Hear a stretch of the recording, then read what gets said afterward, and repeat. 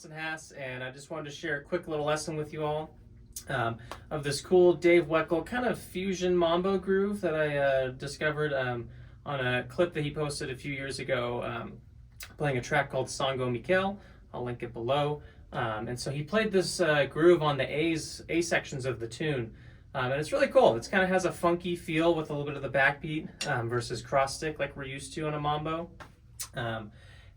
So I went ahead and transcribed kind of the shell of the main groove, and that PDF will be available for free on my website, austinhassmusic.com. That's linked below as well. So go ahead, hop over to my website really quick, grab that PDF, and let's just break this down really quick. Let's get into it.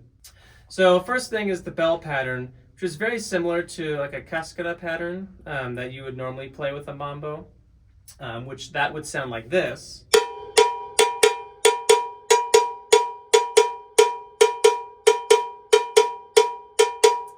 But Dave Weckl is mostly playing this kind of feel.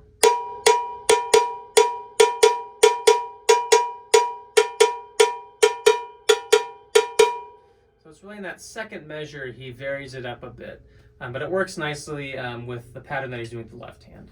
So with the left foot, hi-hat on this is on 2 and 4, so it'll sound like this together with the bell. 1, 2, 3, 4.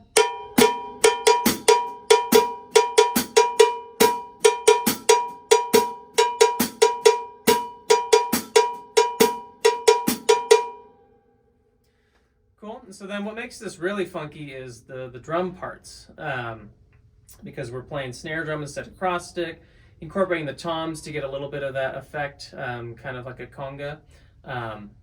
So the drums, and then what's interesting is the first bar feels fairly natural, but the second bar, he puts the kick drum on 3. It's kind of hard to hear in his video clip, but you can see his leg move and hear it very faintly. And so it actually makes it feel really, really, just really funky where he's placing it. So the drum parts sound like this, both measures. 1, 2, 3, 4.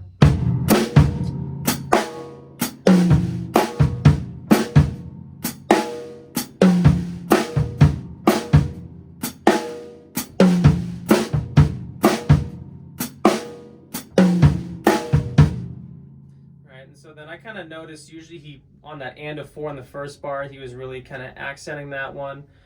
And then kind of mixing it up with the other notes. Again, this is just the shell. Go listen to the actual recording so you can hear more of the nuance, because sometimes he'll add some buzzes, some extra ghost notes. Sometimes he'll add some extra toms. And so then that just kind of makes it even more personal. So altogether, all these 4 parts sound like this. 1, 2, 3, 4. A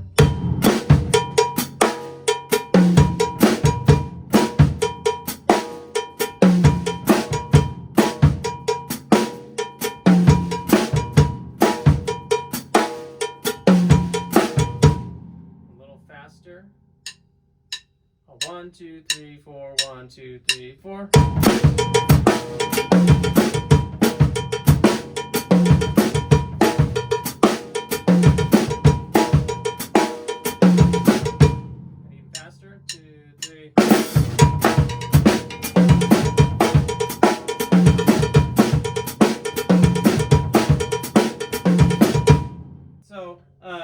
It's really cool, and you can play it on a bell, you can play it on the bell of the cymbal. You can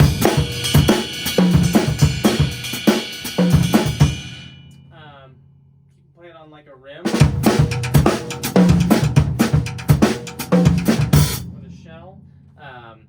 And again, like you could vary up the snare drum and add some buzzes. Like the easy way to start with that is buzz everything that's not accented. So beat 2 of the first measure, beat 4 of the second measure.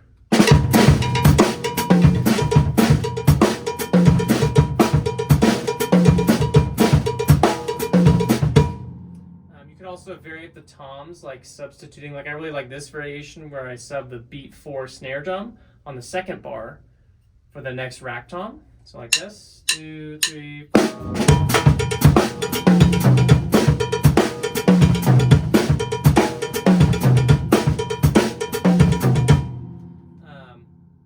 So what I recommend is, just sit with the groove, listen to the original for sure, but then just sit with the groove for a while and see what comes to you. Some things you might like, other things you might not really like, and that's okay. But it's a really useful groove. I've found some good uses for it in a variety of different settings, and it has enough